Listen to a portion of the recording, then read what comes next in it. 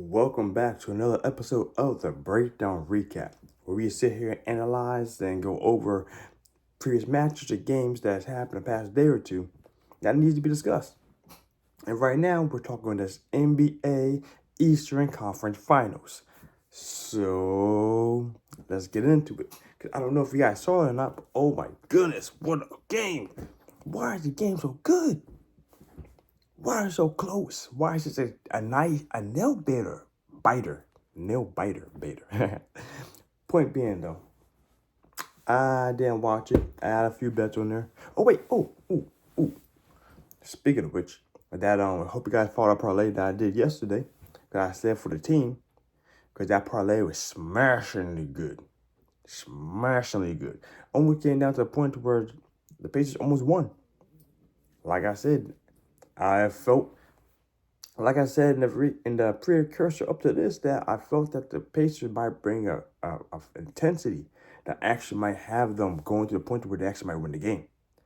And the way things played out, they should have won the game. But I don't know if you guys happen to notice the choking, the nervousness of our good friend Tyrese Halliburton. Boy, that cost him a bunch. I mean, he gathered himself a little bit after, the overtime happened. That shouldn't have happened. But, Halliburton, his nerves got to him bad. He started stumbling, trumbling, fumbling, and flip-flopping, and double dribbling, and carrying. He was doing A1 mixtape shit out of nowhere. Oh, boy. That was, oof. Okay, but anyway, all that being said, smashing success. And this is before overtime. We hit our over. So this is what they did, 27 points and overtime combined. So let's just take that off of Pacers. 101 to 133. That's 134 points. Like I said, I expect every single game from these Pacers to be over 225. And right now we're getting a steal. Or was it at 221 yesterday? 218? Something stupid. I don't know why it was that low. Like, the books guy doing the book number guys, someone be fired for that shit. I'd be looking for someone's head if I was the boss over there. Dead ass. Because I think, honestly, people won't probably look at it at like 227, 228. But I personally would probably have it. I push it like 225, 226. It should be 225 next game. Even still, the over still be looking at. I'm still I probably still look at the over at that 225. That sounds reasonable. Any higher than that, I might consider the under. Or next game, we'll see. I'll talk about that coming forward into this, going to the next game. But like I said though, in this game here, the Pacers were going to basically dictate the pace, and Boston is going to have to adjust to it. That's how it was. Like, the way I feel the Pacers play, they completely affect everyone's mentality. It's like if you have someone always constantly rushing you, or let's say I can't think of some silly activity they do with someone where they're going forward, like you guys going at the same time together. You're stopping, you're breathing, you're taking your jump, okay? Homie jumps. You're stopping, you're breathing, you're taking that breath, you jump. Homie jumps. At some point in time, this guy moving fast is going to start irritating you. Not irritating you, but it's going to affect you. So now, instead of stopping and breathing, you're ready to breathe, jump. He jumps. Breathe, jump. Jumps. Jump. That's kind of how pitchers dictate the pace. Everything happens. Even though no matter how slow the other teams go, they always adjust to the Pacers' fast pace and start playing faster. And since this is a best of 7 series, unless the Celtics end it quickly, which I don't think is going to happen, I don't think the Celtics are going to be able to hold that high intensity the entire time.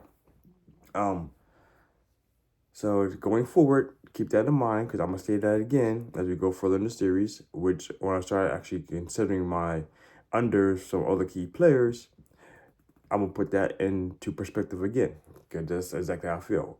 Because Pacers barely almost won this one. They barely lost it. They gave it away, unfortunately, the wrong way.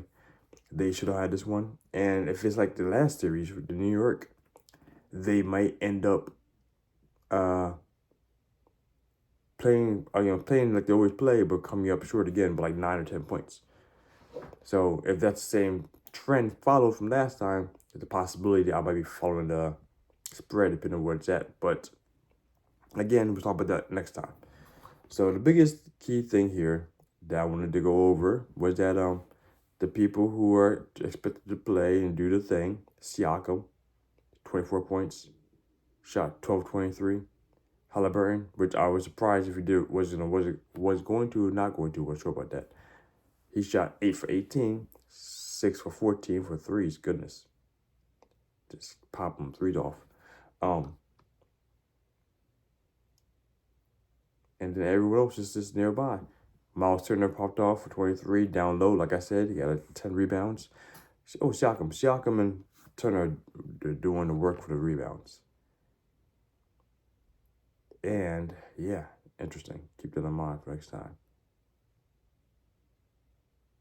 Tatum still got most of the rebounds on their team, and with the spread number throughout.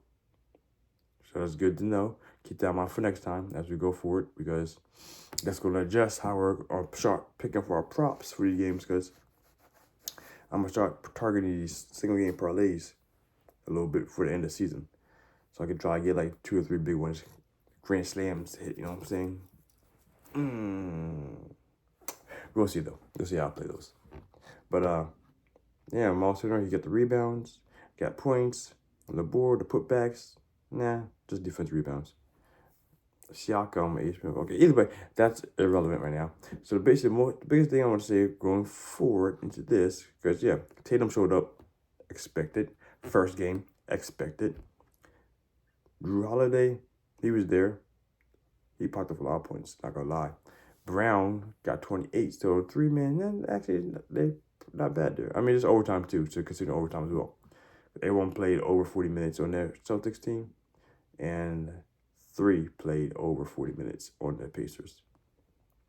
And so, what is the biggest differentiator in this game? Because it's a close game. Let's see what they say. Yeah. 53 for 47. That's the field goals made at 99 each. They both shot it. Like I said, they both shot 99 times.